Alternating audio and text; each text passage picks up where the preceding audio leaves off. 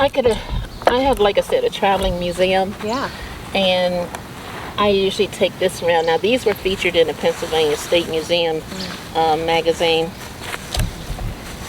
And I say, welcome home. Because they haven't been up here. She hasn't been up here in a while. This is Jenny. The last are the surviving wooden headstones that we know of in the country. Wow. Now, her husband George is in my house. And she usually is this on top of something? It's the wood. The wood. Not really level there, but Thank you. is that better? Yeah. Alrighty. Now, when we were, remember I had mentioned about all the trees and the weeds and everything. Sometimes it's good to leave things alone, but unfortunately we couldn't because we had to get in here and clean. And when I first started cleaning this cemetery, with all the amount of trees, you couldn't walk through without bouncing into another tree. And so we was fortunate to have gotten this upper part, well, not here, but from this where my car is at all the way down to the stop sign, we got all those trees down one year. The second year we came in and was able to remove trees here. At the same time, try to pull up all the stumps. We had truckload after truckload after truckload of stumps, you know, to be removed. And so in doing so, when we went to remove some of the stumps over here on the far side of the white picket fence and over to its left, there was a young man who was in charge of pulling out debris and weeds, and he comes running to me because it was raining. We're up here working in the rain. I mean, working in the rain. And he said, you gotta see this, you gotta see this. And laying flat underground was Jenny and George. So we were blessed to be able to pull them up. We sat them up and we placed them right where they were, and we left them there for a number of years. And as we, you know, kept looking, it's like, oh, they're starting to fall apart. So what do? What happened was, at the same time, a relative, the granddaughter, got a hold of us, and us being the Friends of Midland, and she said that she was looking for her grandparents, and she wanted to know if I knew where they were. I'm like, well, yeah, you know. So what they did is organize a little small family reunion, and they ended up putting in granite headstones. And I told them I was going to remove these and keep them, you know, safeguarded because it's part of the Midland story. Yeah. And that way we can show the history of Jenny and George, which, by the way, are the great-grandparents of the state representative, Roebuck, who is down in the Philadelphia region. Oh, wow. Yeah. Yeah. So I'm yet to see him, but one day I will. Maybe he'll come up and visit with his ancestors. Yeah. Yeah. So it's you know, part of the preservation of it all. Remember I said it's about restoration, preservation, and education. So to have this remarkable piece of wood, we did try to get it preserved so it wouldn't fall apart anymore. But it is wood, it is old. The other thing is that we've had some of my board members from early on that was very good at sharing some of the things that they had before they passed away. And Miss Etta Payne actually gave me her template to her great-grandparents' head. I keep calling it a headstone, but it's, you know, it's a marker, it's a wood, it's a, you know, it's something. And she would give it to a person who was good at working with wood, and he would carve out something similar to this, and with the template would lay it over so that he could paint, you know, and then be able to utilize that year after year. She kept it in pristine condition along with the deeds and everything else to her ancestors that are buried here. So we have gathered those type of things, you know. So it's more than just cleaning off the headstones. It's more about bringing their stories to life. It's about making sure people understand that these were the human beings at one time, that you know, they were instrumental in creating the foundation of what you have to stand upon now. And I'm not talking about the cemetery, but I'm talking about the world. You know, I'm doing a project called the Cocoon Project, which the artist is out of New York City, the director is out of Paris, France, And the Cocoon Project is about those people, and I'm going to say people, who worked at the Bethlehem Steel Company. You know, the Pennsylvania Steel Company that used to be over here on the west side of Steelton. And those men that they brought in, those African American men that they brought in from the southern states to have them work. And it was like close to 1,000 men that they brought over a number of years. And then they housed them almost like a concentration camp. Because the information that I found shows that they didn't want them out running around and getting drunk, and they had guns, and council had passed it so that they couldn't have guns, but everybody else could have a gun. Then they had police officers around them, you know. And so those stories are those men who are buried here in these hallowed grounds need to be told. You know, it was called Locust Grove, and to be brought up here and said, okay, well, we want you to work at the mill. We're going to put you in the dirtiest, filthiest part of the world called the coke oven, which my father worked in. It ended up with black lung. And we're going to get you to do the job at the minimal amount of wage. And your life really don't mean anything. We just need you to get the work done, you know. And if you die on the scene, that's it. But those men are buried here. And it's sad. Yeah. You know, when I look at the history of these people that brought in, and some of them became World War I veterans. But unfortunately, they didn't know how to read or write. The majority of them didn't know how to read or write. You're talking about coming out of slavery and reading and writing was illegal. You're talking about people that were trying to get that education, not so much for themselves, but for their kids. And you're talking about those men who just wanted to have a job to be self-sustaining. And those men were corralled at that Locust Grove before they went into the Bethlehem Steel or the Pennsylvania Steel Company to work. And they had a sheriff there, according to the newspaper articles. They had the sheriff there. They had people there that was there from the military that would sign them up so that they could go off to war. They had their X's, you know, make your mark, you know. And these men are buried here. And I have list after list after list of the people who were corralled from that Locust Grove, put in a line that says, sign here. I also have notes where some of them say, okay, I'm out of here, I'm going back down south. Oh, hey, yeah. So, you know, so like, okay, I'm gone. Yeah. But some of their descendants are still here. Some of their children's children are here, buried here, and also still walking around here. And they have no idea about their ancestors. So one of my jobs is trying to make sure that they know about their history. Yeah. You know, now I'm not asking for them to come up here and take care of it. You know, you should feel it on your own soul to get up here and take care of it. But what I'm saying is that you get to know who your ancestors were so you know who you are. Because look, every time you look at yourself in the mirror, you need to say, which one am I looking like? Is it my mom, my dad, my brother?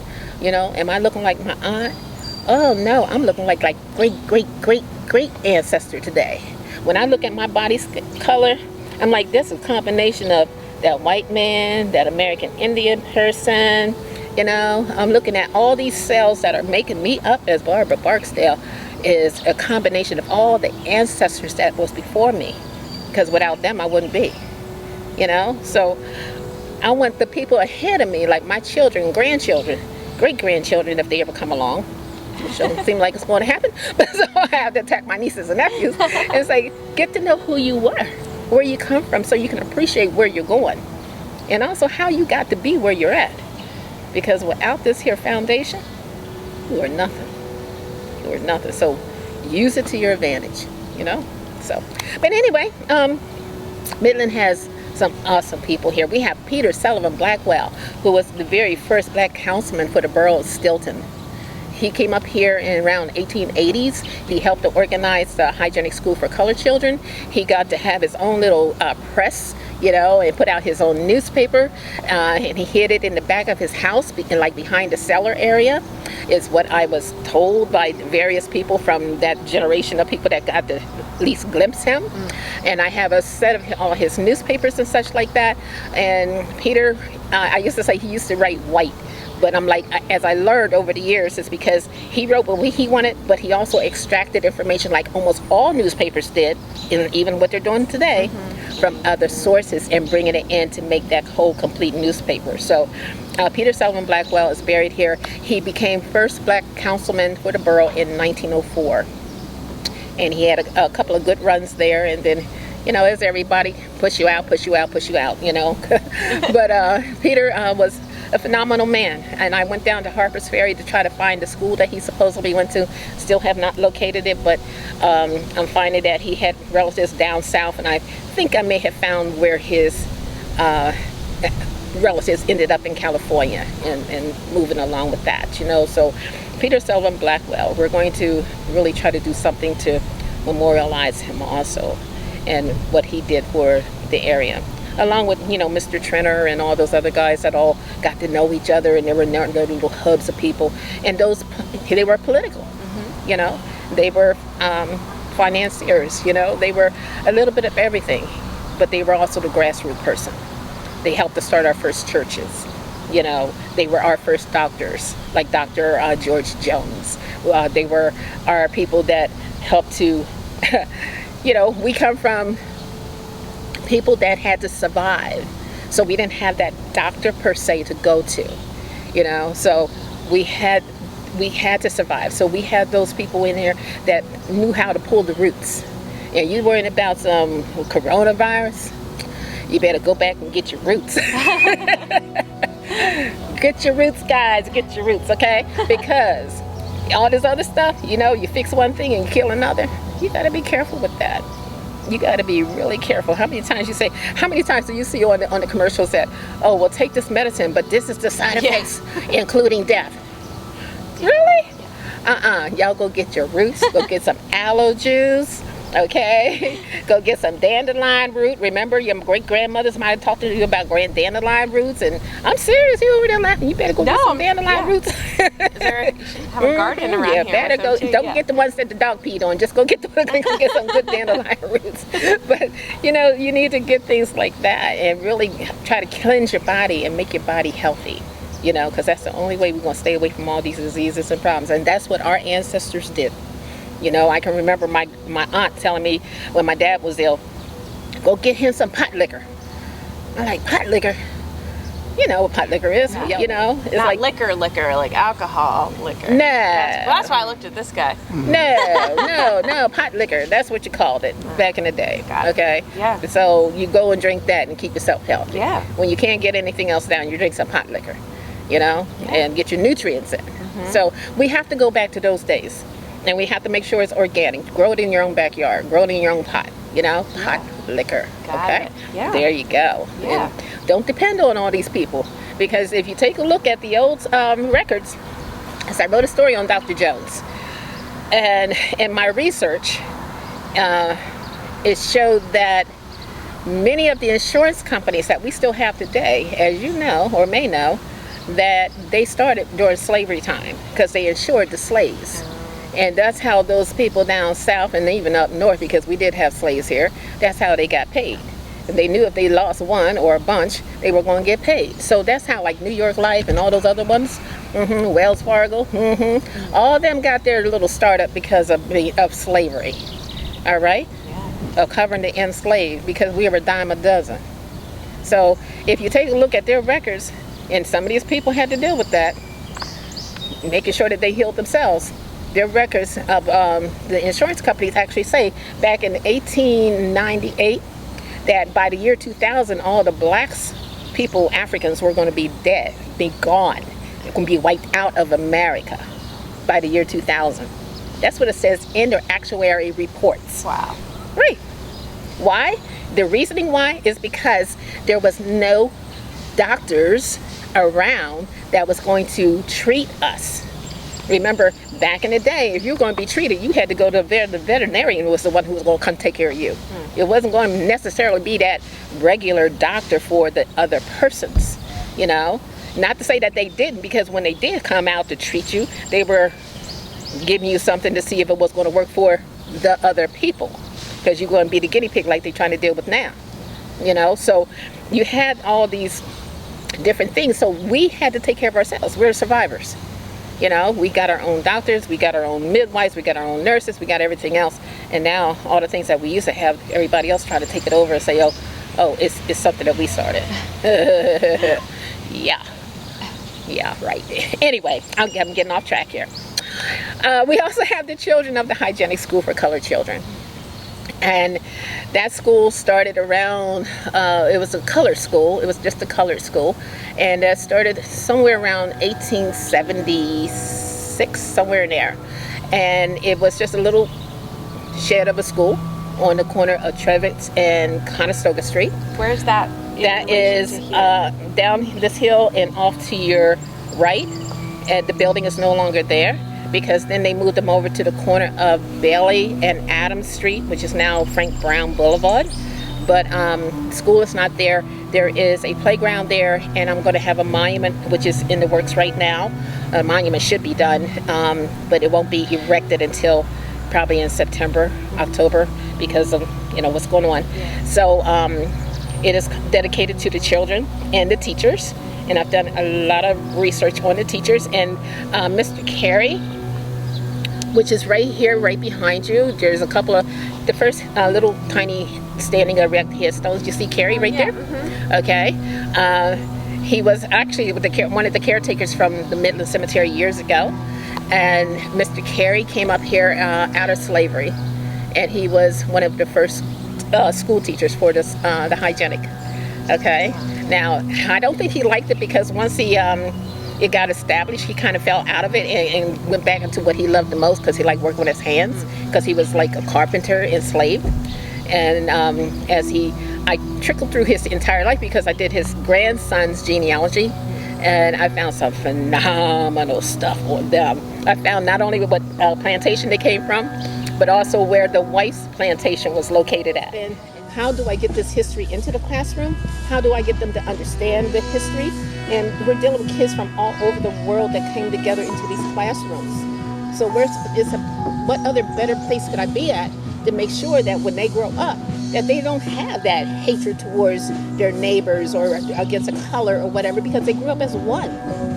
And if that can start here, then let it happen. So that's just me. I'm done. You done? What? I can listen all day. So let me ask you a question. Yes, sir. So the preservation part of it. Yes. So I know she gave a little bit on kind of what the cemetery was in York, and how you alluded to a lot of it, a lot of being buried on top of each other, and that from I guess all the way back. How do you feel that started? Like, I mean, they were slaves, but the just disregard of, I guess, human life, I guess, is what the question is. Well, the preservation part of it? Yeah. Okay. Sorry about that. No. That's why we had it. Well, as far as the preservation, I had my son with me on a wintry, cold, icy day, and they wouldn't let us go down Swatara Street. So I had to figure out how to get home. It's only so many ways to get into Steelton, So through ice and snow, we came down the street, and I told my son, hey, my grandfather's buried over there. I said, maybe in the springtime we can come up here and start cleaning it up. So that's what happened. My grandfather, David Murray, is the reason why I started this preservation. And I did it because of my parents, because I knew what they had tried to do when I was a little girl. And so that's what started it. But what really kicked it in the butt is when I came up here, and there was a woman right here, right next to my tire, the Brandt family. And the daughter, this part was cleaned off, and the daughter was placing flowers down. And she said, oh, you're probably going to clean up, your own folks before you clean up anybody else. I'm like, well, you can come and help. She got back in her car and left, But the thing is that I'm like, okay, I'm a challenger. People say you can't do something. I'm going to turn around and show you that I can. And that's what happened. I was like, I'm going to clean off mine last. And that's what I did.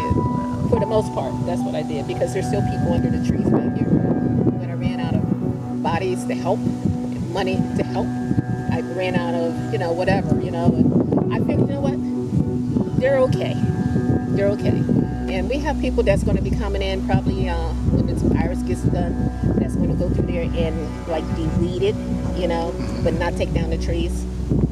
Trying to make sure that we're still preserving it. But I need a little bit of backdrop for people to not have to look at the man next door who has a mess over there. You know. Yeah. So our preservation efforts is making sure that we maintain it with having, and you see that it's not too high. I mean, there's weeds. Weeds always grow, but as far as the grass is concerned, the grass is low. It's looking good.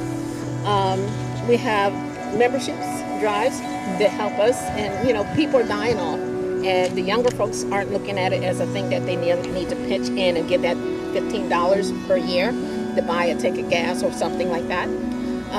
But we do our best. And like I tell people, I don't need to have a lot of money. I just need a lot of people. Yeah. You know, and I can do without the money. Just bring the people so we can get the work done. And right now we're trying to work with getting it on the national registry. I'm not saying that the national registry is going to bring in money, because it won't. It's just going to say it's got status, and so therefore we're going to take care of it beyond the scope of the next 30 years, you know. But we need to make sure that it is preserved, that these stories that I'm writing, that they're documented beyond my brain, you know, so that they're on paper, they're on the website, they're on someplace in the archives. I donate a lot to the Pennsylvania State Museum archives up there to make sure that our history, our African American history, is taken care of. And that's one thing that we really need to push, because when I got a letter, and I just looked at this again, because I'm always digging through my stuff. I got a letter saying I was the first person of color to donate to the African American collection for the Pennsylvania State Museum. What kind of stuff is that? Yeah. You know, so because we didn't look at ourselves as valuable. We didn't look at our history as valuable. You know, we're just saying, okay, oh, he's the first. What about all the people that helped that first? You know, and so I'm trying to make sure that our stuff is not only in the Pennsylvania State Museum, but it's also in like the Dauphin County Historical Society. You know, I'm trying to build a collection of stuff down there. I'm trying to make sure that wherever our items are coming from, even if they don't belong to the state of Pennsylvania, like even I have an aunt that I found some of her old papers, but she was living in Baltimore, Maryland area. She used to go to the market down there. You know, the famous market down in Baltimore. Mm-hmm. And so when I reached out and said, now who should get this and get that? They said, oh, send it to us, you know, because it documented what she did and how she used to sell chicken fat at the market. That was before Crisco. You know what I mean? Or like several months ago, I was given those elongated pictures, panoramic pictures of the African American men out of World War I. Guess what? I couldn't even get them in Pennsylvania. Nobody in Pennsylvania wanted them because they already had their stuff. But they said, hey, reach out to World War I Museum out there in Kansas. You know, maybe they'll take it. And before that email really got sat on their desk, man, they were calling me up and saying, can we have them? Yeah. So then I went through the expense and got them shipped off, you know, so that they could have it, because apparently way back in the day when those commanders and people got done with that organization or, you know, the units and whatever, they tossed those things in the trash, or they got burnt down because they had been in the Fort Leavenworth storage area, which got burnt down. You know, a good portion of it got burnt down, so they didn't have that record. And because just like with the Pennsylvania State Museum, when I was doing research for them years ago, trying to get more Black history in there, I found out that one of the, let's say, predecessors didn't care about our history and just dumped it right into the bins and threw it away. So how do we rebuild it, or how do we build it? I don't keep things. I gather things, but I don't want to keep things, because I know my son, I know my daughter. They will come in there with a big old dumpster and say, it's out of here. You know? So I want to get them to where they need to go, you know, while I have control of it. And so those pictures are in the World War I Museum from the McCaney family, you know, and everything that I'm gathering for the Hygienic School for Colored Children to document the students that went there, their teachers that went there, the different colleges that's doing their paperwork that went to the, you know, these people are buried here, you know. The first teachers are buried here. Preservation is not just cutting the trees. It's preserving your ancestors' histories, you know? And so that's what I'm trying to do. Make sure that we preserve and take care and don't hoard oh God, don't hoard. I'm like, I said, that corner goes to the hygienic, that goes to the State Museum. This corner over here, oh, we make sure that goes to such and such a place, you know. When I go, bring everybody in here and let them just go for it. You know, this is for whomever, whatever. Send this to wherever, you know, it needs to go. And that's what you need to do. Don't hoard it, don't keep it, you know, document it and get it out. You know, make sure that we maintain ourselves. Okay? Brother man? Yep. Got that? Mm-hmm. So you can bring somebody up to visit with Trina? You know, You better. I'm gonna bring the whole chapter up. Please do. Yeah. Please do. Yeah. That would be cool. Yeah. I think Trina you're would right be there. very, very Yeah. happy because in life, he was the janitor. Mm-hmm. So was his father. Yeah. And he was a janitor at the Dauphin County Courthouse. Dauphin County Courthouse. And when I went down to get the records, guess what happened? The records are gone. That he had worked there. Now, you know what? Now, the courthouse and the people who make all the laws, they're the ones who say, you got to keep these records for how many years? 99 years, right? That's what the average is, 99 years. They got to be stored. Huh. You go down there and look for those records, the records are gone. Gone. They don't know where they're at, you know? And that's the sad thing. Now, I know Trina worked there because he was the post-adjutant. And so all his little cards that he filled out for all the veterans that came back from World War I, II, and such, I have all those cards. Yeah. But I also have them copied, I have them documented, and they're out there in the world. We got to make sure that Trina's story is told. And his historian, your historian, down in Florida, okay, is a white guy. Okay. He was the one who reached out to me Yeah. and say, hey, I saw your story about this, you know, did you know, and can I have? You know, and that's how I got really good pictures on Trina. Okay. All right. Yeah. Oh, yeah. We can add that. Yeah. So, you know, it's just great stuff. But we have to make sure we teach our children. We have to teach this world, you know, this world. Because it's a shame that one person had to die so that we could finally get people to understand and recognize what we're about. We are not a hating people. Yeah. We are not, you know. And when you're digging into your history, yourselves, you take a look at your name. You know, where's it coming from? You know, 38% of all African Americans right here who have been here for centuries are 38% Irish or Scottish.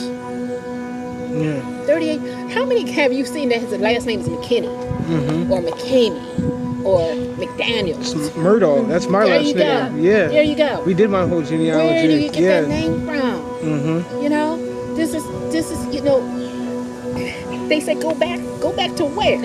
Yeah. Which part of me is going here, there, where? Yeah. No. Got Russian. Got Finnish. I mean. The only person that got the full blood of them, they need to get the heck up out of here. Yeah. You know, because we're a hodgepodge of everything. We are the best of whatever. You know? The ones who survived. Exactly. We are the survivors. Yeah. Put their butts in the bottom of the boat. I bet they wouldn't matter. Okay. Yeah. Edit that out, please. What year did they stop burying? 1986 is the last documented burial, and they're buried down there by that brown bench and that tall tree. Okay? And they stopped burying here for what reason? Well, because supposedly they were out of room, even though, let's say the room, all of the plots were purchased up, okay? But then, like I said, it was all full of trees, and they couldn't get in as time went on. Plus the fact that William Howard Day, which is right up the back of this road, the back end of it, it started in 1942, and that is the burial spot for the blacks, which is right next door to the Midland Cemetery, which was for all the whites. Okay, so that was the new cemetery. So I want to go to the new cemetery. It's nice and neat and it's clean and it's we're going to get buried over there. You know, they had to bury him somewhere. You know, other than in the Susquehanna River. So, and I say that only because Colonel Berg down here in High Spar, the next little town down, because our school is called Steelton High School. Colonel Berg, back in the 1800s, in the earlier part, he had 300 slaves. Well, guess what? I keep looking for them. All right? Now, I know of one black cemetery down there, and it's not holding a whole bunch of people. Now, Berg was all over the place, and they took he and his wife, and they moved him down into the other cemetery down in Middletown. left everybody else behind. I don't know if you're from this area. Have you ever been to this area? Been down in Middletown? You know, on the main drag, you'll see like a old building for the Pizza Hut. You see the Twin Kiss. You'll see a gas station, and you'll see a little small plaza. You go right there to that corner at that red light. You go up to your left, and try to envision this as you're going up the hill. You'll see like old slave shacks as you go up the hill. And as you go up the hill, you turn off to your left, and right there, old slave master's house still sitting there. Okay. Now, where's the bodies? Where's the bodies? He had the cemetery. His house was built so he could look down over at the Susquehanna River. Where's the bodies? Still looking for them. Yep. So, cemetery lady. How did the hallowed ground project get started? The Pennsylvania hallowed ground. Oh my, that got started back in like 2000 something. Goodness. We did the grand review in 2010, so probably around that time, 2009, 10. And we did another one in 15. So it got started to recognize the USCT that are buried in the hallowed grounds, the United States Colored Troops. And that's how I got pulled into it, you know, to help document, make sure that we find cemeteries around the area that were holding the bodies of the United States Colored Troops. And that's what it still is primary thing, but I have expanded it over the years to make sure that we're being inclusive of the slaves that is the reason why they became a USCT, and also the people that came after them. So it got started with a few people, and it just kind of expanded. You know, that we're trying to make sure that we have about 150 cemeteries that we're trying to make sure that if they need help, that hopefully we can help them. And we're also, you know, just trying to use this as a catalyst or as a template for people to be able to say, well, hey, she did it, maybe we can. You know, that type thing. So we just do what we got to do. Try to keep the history going, you know. I mean, just like with Midland, and nobody was watching. And you have the street that's over the cemetery, you know? And if they were watching, the people didn't have a voice, you know? So there you have what somebody probably started walking down through it to get to the other side very quickly. And next thing you know, you have a bicycle trail, you have a cart path, you have this and that, and next thing you know, what a road. And then if you go down here and take a look at how the houses, like see that house on the corner, that white one, and that barn, garage across the street. You look at the width of the road right there. And then you go to the top of the hill and you look at the width of the road from this here man's driveway to the other side of the school property, the width. And then take a look at our property. And all of a sudden, that width that is like this is now like this. So when you take a look at the headstones that's at the bottom end, you say, where's the bodies? The headstones are there. They moved the headstones back, but they moved the street back. And they did not infringe on the people across the street because it was empty in their living room. But they removed the bodies that was here on this side. They didn't remove them, they pushed them to the side. Now, I found documentation about how they used to put the bodies in the ground. Now, the one man, Mr. Carey, his grandson, who I interviewed, he's in his 80s. When he was 12 years old, he used to come up here and with his grandfather to have a little job, and he would help to bury the babies. And he would say his grandpa would tell him, well, that's deep enough, go ahead. But then, unfortunately, if you go back into the 1800s and you look at some of the complaints that were coming out of the area, you find that they didn't bury them deep enough. You know, 6 feet, what's 6 feet? Okay, down deep, throw something on it. But then you found out that dogs were digging them up, and the dogs were eating them. You know, and it's documented in the newspapers, the local newspapers here, about the dogs eating the cadavers, or, you know, what's left of them. You know, babies in the mouths, you know, arm in the mouth or something. Because you have wild dogs everywhere. You know, they knew they were going to get some fresh meat that night. You know, so what do you do? So I'm going to whip that dog's butt.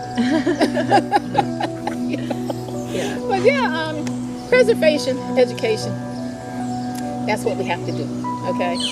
And definitely restoration. You know, because these people do not deserve to be under all the weeds and the trees and the debris, and they don't deserve to have people, you know, destroy them, knock over their headstones, and not. You got veterans here, but even beyond the veterans, you have to have respect for the deceased. You have to. You should. And that's what we need to do.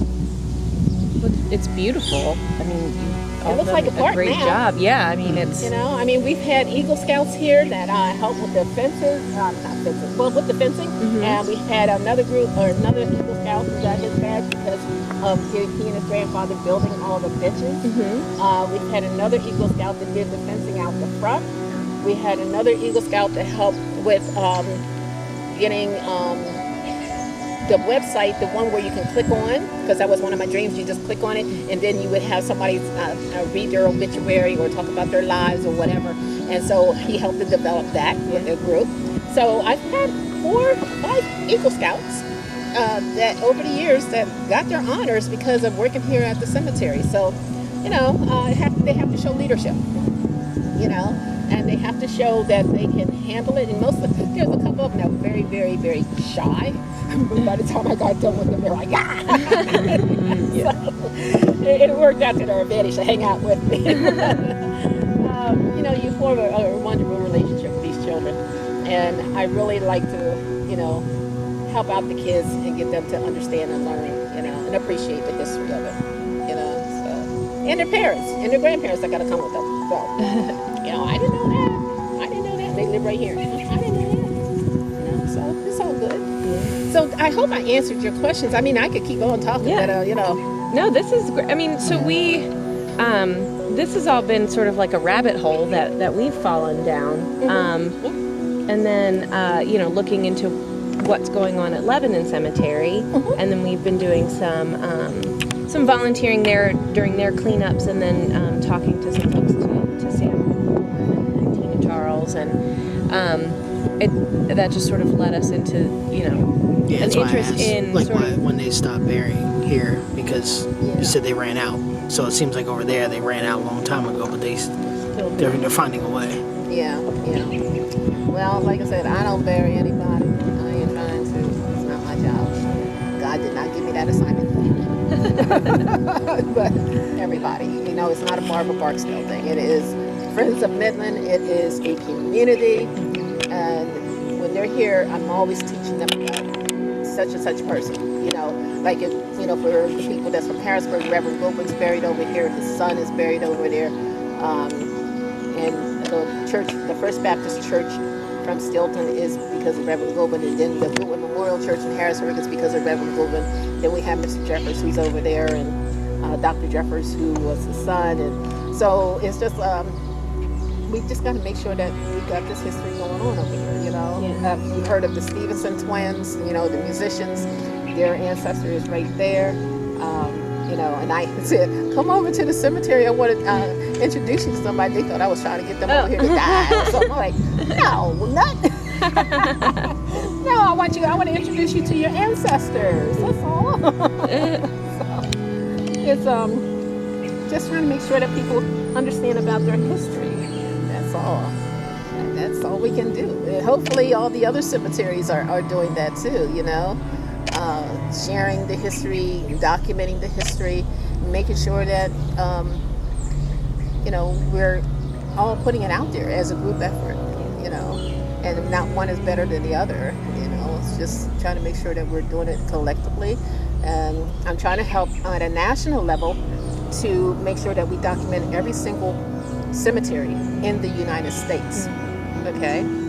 And so we're trying to get all of our Congress people and senators and such to sign on for that.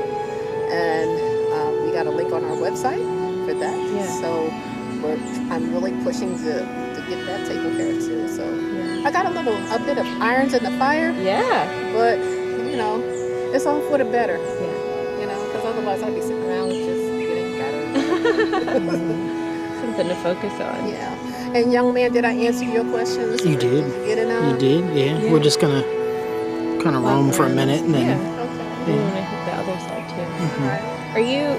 So have folks filled you in on sort of what's been happening down at the Lebanon Cemetery? Yeah, but- yeah. Oh, well, I'm in, in connection with Tina and, a few others, and I see what they're doing on their website and, Facebook and stuff like that. And I know that they're going through struggles also. Yeah. And hopefully whatever we get to do up here will translate to what they're doing down there, And I know they're having problems with ownership and all that good stuff too. Yeah. Which is always a problem because you just never know if the owners are going to pop out and say, "It's my land." Yeah. Well, if it's your land, start taking care of it. Yeah. Right. Because otherwise, you're going to end up in jail. And so, I've tried to find the owners to Midland years ago, and I traced the one woman all the way out to California. And so I was looking for the descendants, and I guess the man chickened out because he never showed up. Now one of the relatives of Mr. Dunkel, who was, remember I said that he was the mayor of Steelton, when I think they would call it Burgess or something like that back in the 1800s. And she came up and met with me. She gave me all the documentations, everything about their life story, their history, and stuff like that. But it had nothing to really say, okay, well, you can have the cemetery, So basically, I got squatters' rights because it's been beyond 20 years.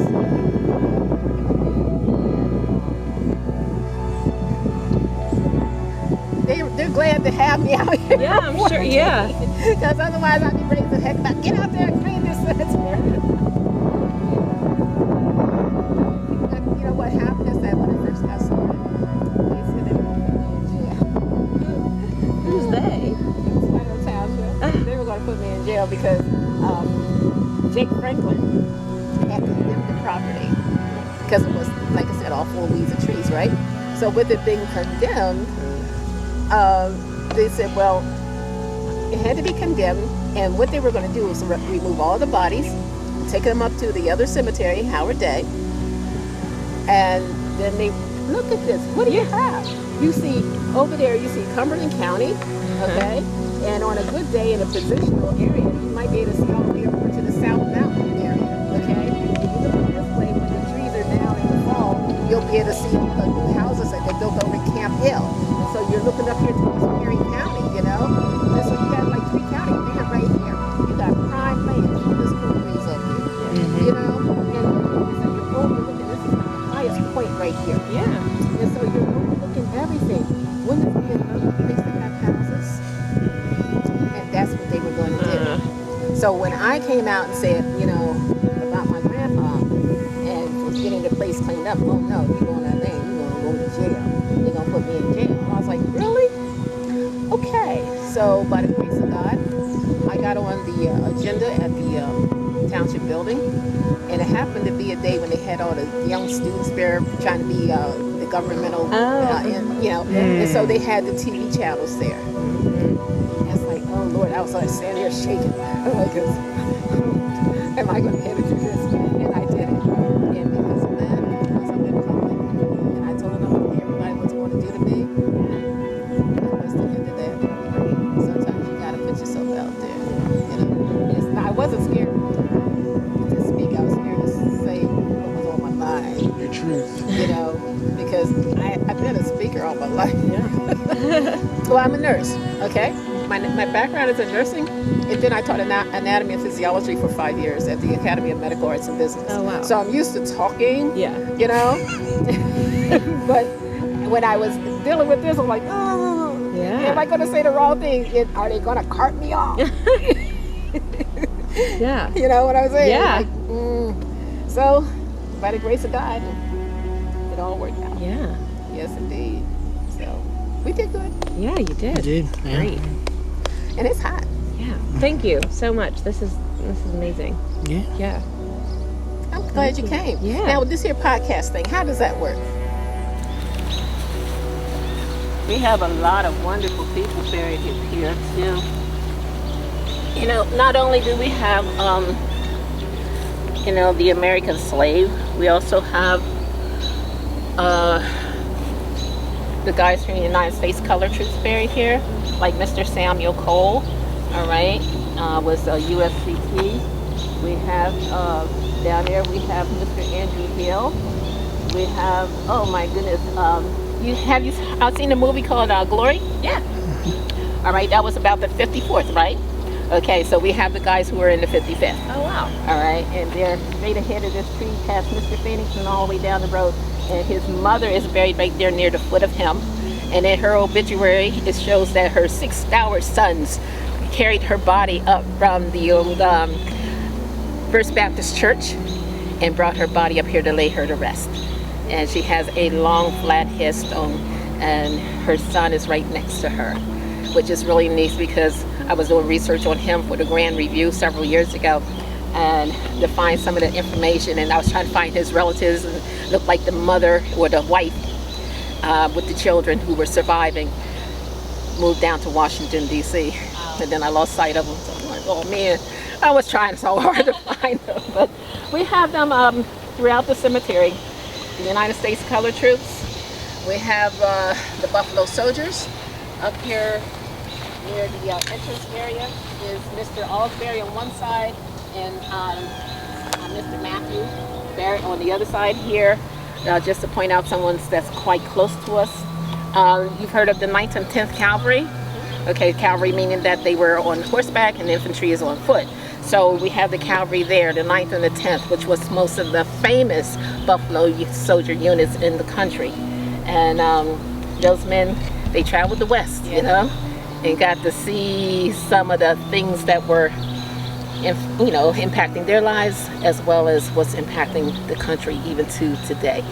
And that is the removal of the American Indians because of their commanders were mostly Confederate commanders that needed a job, as they did too. So anyway, not only do we have the Buffalo Soldiers, we also have a Tuskegee Airman, and he is, I believe, over next to the lilac bush.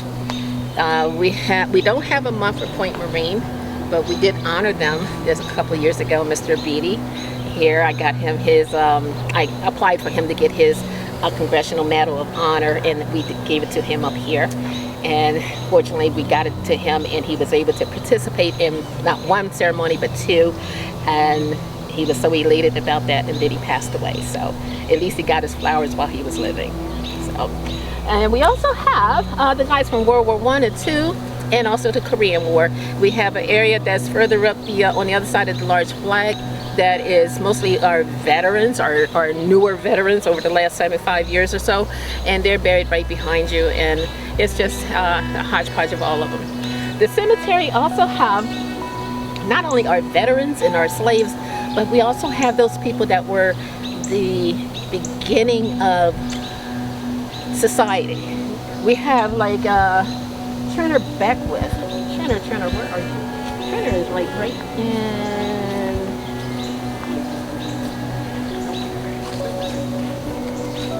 Here he is. Okay, Turner is right here at this here flag. He was our first post adjutant down here, post 479. And Turner was educated. He was one of the very first, I think it's called Sigma fraternity. You know, I'm not really good with all the fraternities or whatever. But anyway, huh? Hey, brother. Really? Yeah. Well, go meet your maker. Yeah. And somebody put pennies on them. You know how that is. You're supposed to put coins down on our veterans, you know.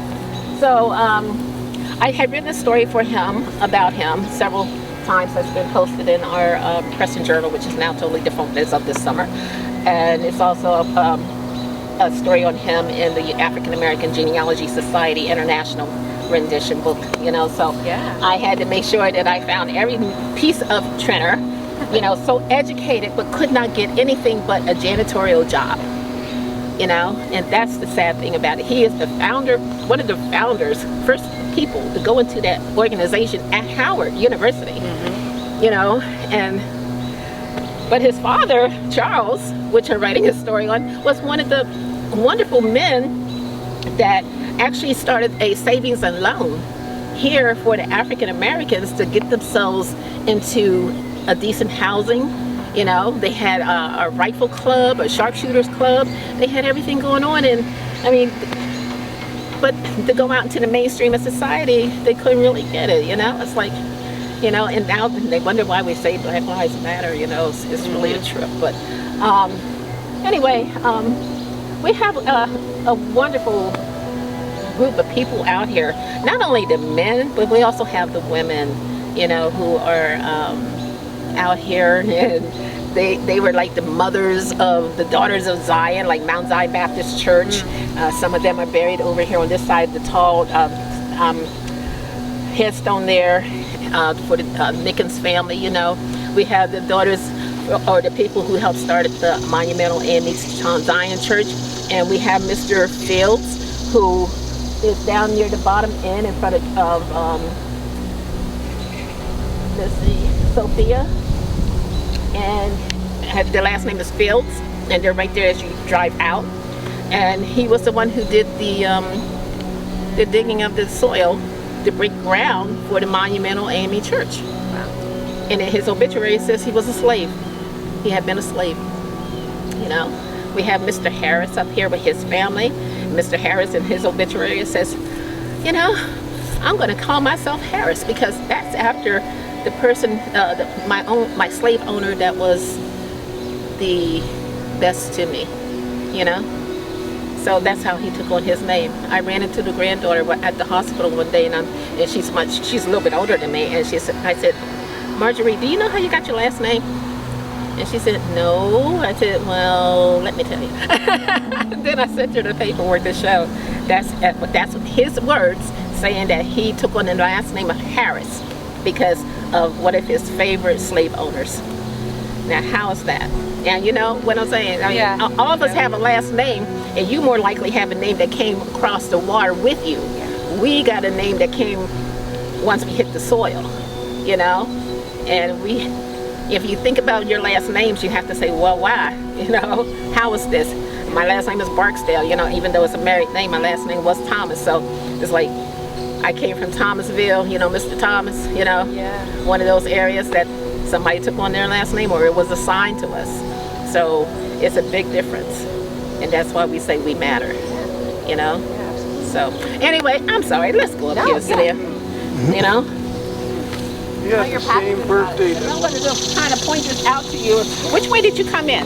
From the back way or down the front? From the front around here. this way when we drove up, and then we walked in from over here. But we drove up around. Okay, so when you came down the hill and you kind of came into the little gully down there, did you take a note of the signage that was on the other side of the street? We saw the main. Oh, you talking about this one? No, not that. No. Down here. No. No, see, okay, well, we're going to have to walk just a little bit. Okay. Do you see the mailbox down there, the brick mailbox? Yeah. Okay, and you see that light pole that's right there? Yeah. And you rode over the street, right? Yes. That's all Midland, Oh. Oh, wow. okay? And on the other side, there's a bulletin board there that I have that lists some of the slaves, Oh. okay? Yeah. On the other side, which you can't see because of the trees right now, but So the street runs through it. yes. Oh yeah. No, we didn't even notice that over there when we were. Yeah, so there is a nice bulletin board that has information about some of the people that are buried here. And then there's also information about the Buffalo Soldiers because they're buried here also, but not necessarily those. Actually, there's a woman there, very, very fair-skinned woman that's on the bulletin board, and she's buried right here, which happens to be my aunt, my great aunt, I should say. And there's a picture of my uncle, my grand uncle, who was in World War I in his military outfit, you know. So they're all on the bulletin board over there because my great grandmother is also buried down here, and I just found out about that like maybe 10 years ago. Yeah, so it's just a like family link down here. But under the street, that mailbox, that pole, and half of the fencing up that hill is the original part of the Midland Cemetery. Okay. So I just wanted to point that out before we sat down and got comfortable with it. And hopefully you'll get a chance to go down there and take a look at the bulletin board once you drive down. Yeah. Okay. Absolutely. All right, but I want you to check it out so you can see it, okay? There's a lot of little bits of history because this is Swatara Township.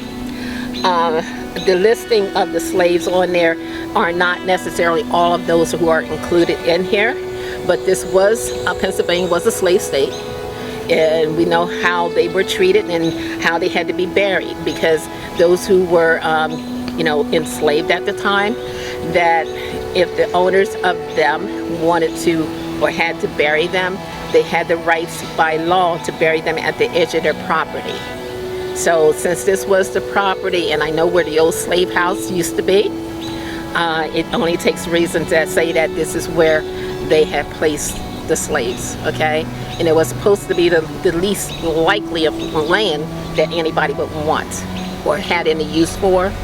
You know, it's a waterway, it's out of the way, it's at the end of the property line, And actually, right where the brown house at, is that on the old map, the very, very old map, it shows that it was the dump. So, and the white cemetery is about a quarter of a mile down the road on a higher hill in a nice area overlooking all the mountainous areas. So, what can you say? Times has changed. Either we're all going to be buried at the top or all going to be buried at the bottom. You know what I'm saying? Because ground is brown. You know what I'm saying? So everybody don't want to get it twisted. So anyway, I just wanted to point that out to you. And the beginning of the cemetery, where you see the fencing down here at the bottom end, is where we have some of the earlier people that came into the cemetery, truly known as the Midland Cemetery, because prior to like the 1880s, earliest 1870s, the street and the other side was considered the colored cemetery, which I have the documentation on that. Okay, so it just kind of expanded into a small area for people to be buried, and then as more people were coming into the area and had to be buried as the evolution of man in America, then they start expanding the land and buying more land here from different neighbors and such, so that they could have a place of burial. Yeah. All right. So who was buying the land? Who owned it? Mr. Dunkel. Mr. Dunkel. He happened to have been our very first mayor in the borough of Steelton. So this is Swatara Township, like I said. Down below where I live at is in Steelton. Okay. And it's not far. I mean, on the other side, you see where the school is at? Mm-hmm. That's Swatara Township, but you go out the front door and down onto the end of their property line, becomes Steelton. Okay. Steelton is just a very small town, and it's shrunk kind of a lot because of the flooding from Agnes from years ago. Half the people got dispersed and no place to put them to live and thrive anymore. So, but there's a lot of people here from the borough of Steelton, Harrisburg, obviously Swatara Township, and people that just came from other areas and they had no way to get back home, to be sent back home. So this is where they end up being buried.